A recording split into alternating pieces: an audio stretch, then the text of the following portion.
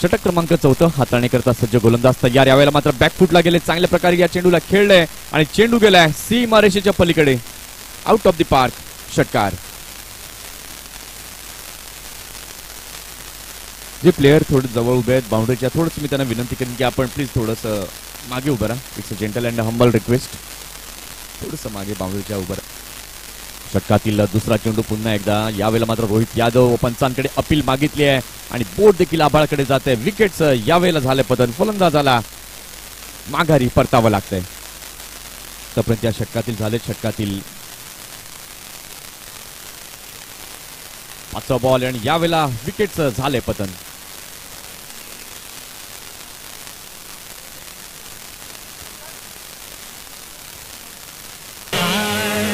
पुन्हा एकदा शेवटचा चेंडू. यावेळेला मात्र शेवट टप्प्यात टाकलेला चेंडू चांगल्या प्रकारे या चेंडूला खेळला लॉंग ऑफच्या दिशेला क्षेत्ररक्षक.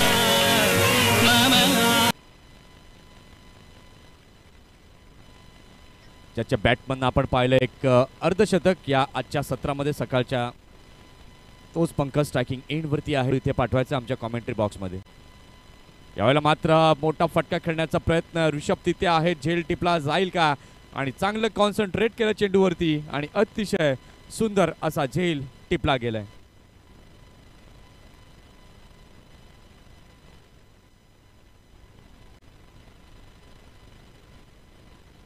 मध्ये घेऊन खेळावं लागेल. यावेळेला मात्र पुन्हा एकदा चांगला बॉल तितक्या चांगल्या पद्धतीने खेळून काढलं.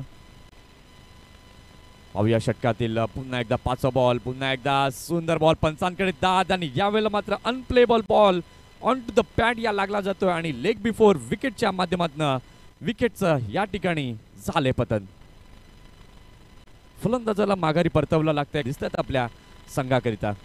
पुन्हा एकदा चांगला ball on to the pad, अतिशय सुंदर टोक क्रशिंग यॉर्कर इथे सरळ पॅड वरती आदळतोय. लेग बिफोर विकेटच्या माध्यमातून पुन्हा एकदा झालंय विकेटचं पतन. अगदी मिडल स्टंप वरती फलंदाजी चांगली झाली नव्हती, परंतु या षटकात धावा या मोठ्या प्रमाणात पाहायला मिळाला. यावेळेला मात्र फक्त चिप केलं या चेंडूला, अतिशय सुंदर असा झेल टिपलाय. विकेटचं यावेळेला झाले पतन.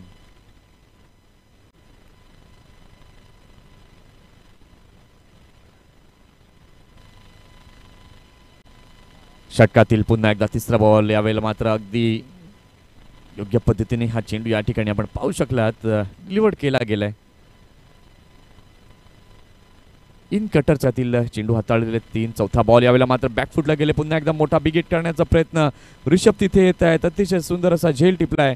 विकेटचं यावेळेला झाले पतन.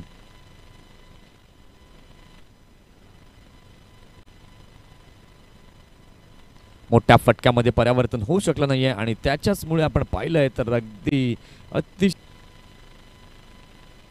या ठिकाणी आपण पाहू शकाल पुन्हा एकदा चांगल्या पद्धतीने या ठिकाणी चेंडूला खेळून काढलं. 1 रन तिथे घेतले, दुसऱ्याचा प्रयत्न आणि यावेळेला चुकीचा कॉलिंग, चुकीचं क्रिकेट. रन आउटच्या माध्यमातून पुन्हा एकदा फलंदाजाला माघारी परतावं लागतंय.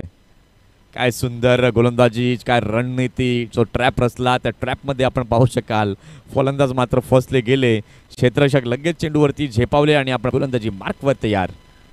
रोहित यावेळेला मात्र पुन्हा एकदा येस, लेग बिफोर विकेट. अप्रतिम 6